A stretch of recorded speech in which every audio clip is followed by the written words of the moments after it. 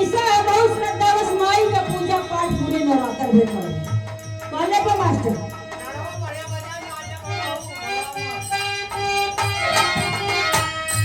लोहरा बोला के गढ़ाई फटलवा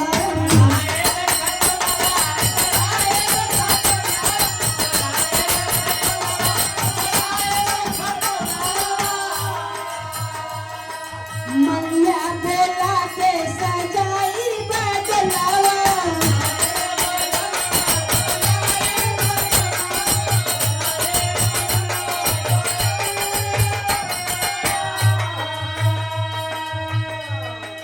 लोहरा बोला के गढ़ाई फटलवा मनिया बोला के सजाई बदलवा कान्हे पर डोलिया उठाई अरे कान्हे पर डोलिया उठाई माता रानी के मुँह पे बैठाई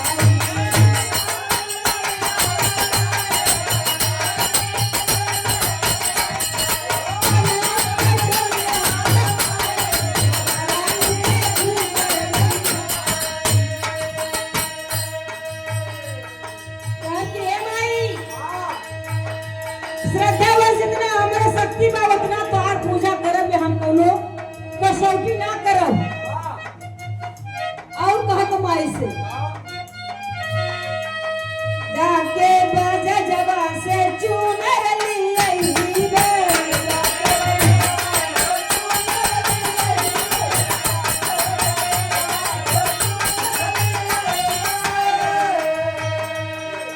रंगर जावा से गाढ़ा रंग चढ़ावई गे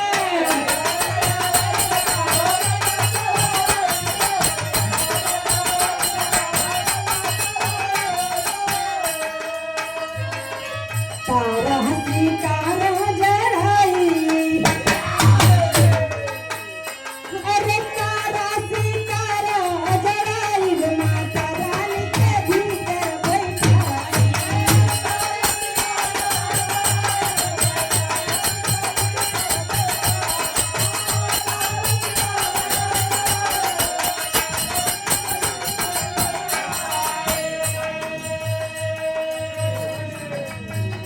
हरावा से हरी चूड़िया ली आई रे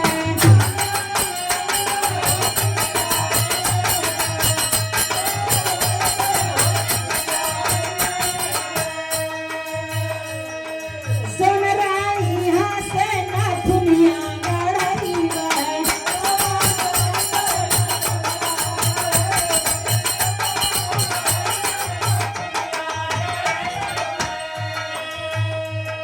रची रची गहना पहनाई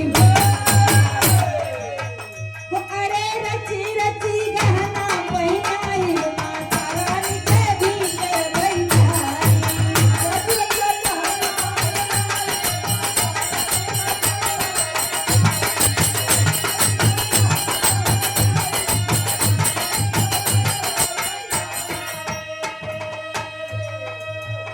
कुल पूरा करने के बाद बा लास्ट में कहले बा कि जाके बजवा से झंडा सियाई जाके दरजिया से झंडा गंगा जमुन जल से कलशा भराई